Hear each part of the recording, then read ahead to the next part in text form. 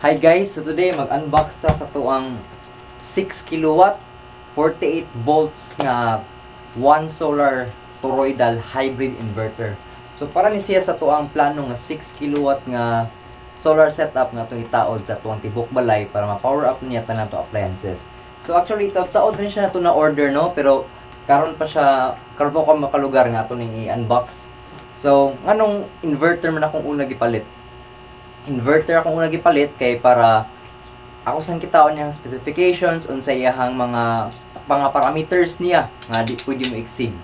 So tanan man nato gamit sa solar is mag-agad man ani unsay mga parameters nga di siya dapat musubra or magkuwang. So tara, let's unbox. Let's see this one solar 48 volts 6 kilowatt hybrid toroidal inverter.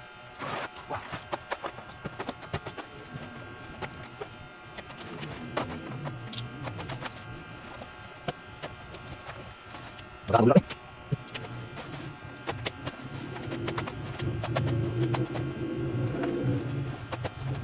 Light.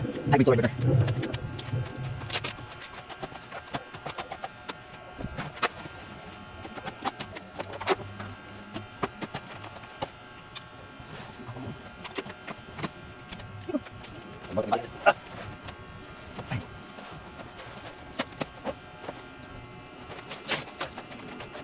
Hindi ko bulak guys.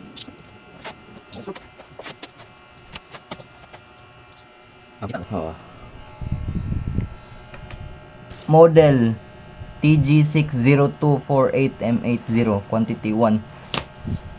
Weight, gross weight abe 40 kilograms, bantog na pala bugata. Net weight niya 36.5 ihang inverter kabi bugata guys.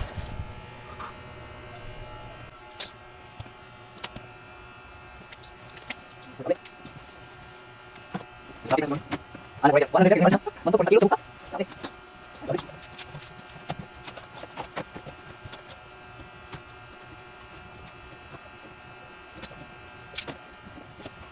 Ako ba ba?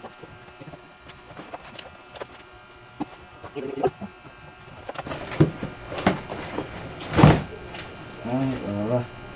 Tanggal ang upper. Pagkadako.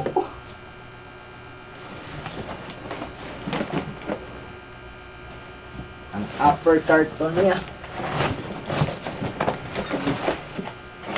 Wala guys.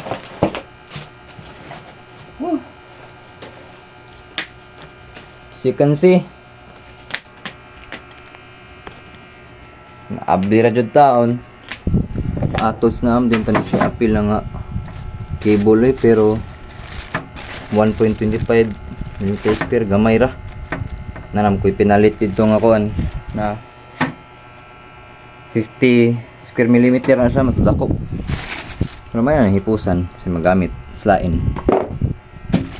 Hindi bugata ni. Kaya na yung manual no. So muna akong tuyo yung manual.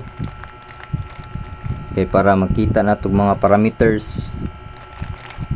Ito na basahon niya. Yan na siya yung wire. Namin siya yung comms pod. Hindot na siya nga inverter eh. Anya, ito na ituyok eh. Ay! Kung tanaw ang ihang mga ports.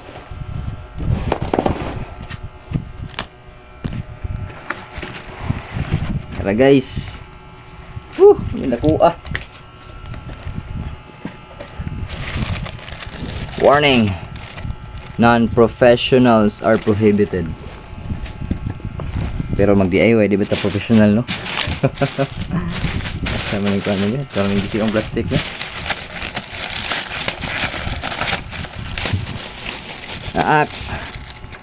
Muna yung battery cables ha. Negative. Positive yung pangsaksak. Niya.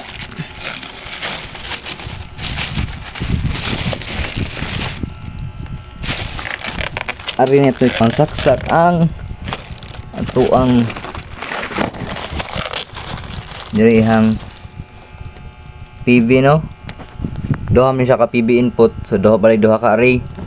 Mo parallel ram siya diya. Maximum na niya 80 amps nga MPPT, hybrid man siya, na siya ECC. PB1, PB plus, PB plus 1, PB plus negative 1, nya PB plus 2, nya PB negative 2. So muna ang plano na duha ka array, tig upat ka string each. Nya diri sa to ang AC input para niya siya sa grid na to nga power. Diri na to isaksak para sa grid kay hybrid man siya. So if lobat ang battery sa grid na siya power, yang neutral niya yang live wire niya sa output ato, yang neutral niya live wire mo na yung output sa ang solar. Unya napunta diri sa kilid na sa kasaksakan pero maximum ra siya 10 amps na nakasuwat max 10 amps na napod siya ay breaker na breaker niya para aning 10 amps. So naka off na siya karon. Kilid iharam ng mga exhaust of one. Yan na dre guys ihang specifications. You can see hybrid solar inverter. Ano yung model 6 kilowatt, rated power 6 kilowatt.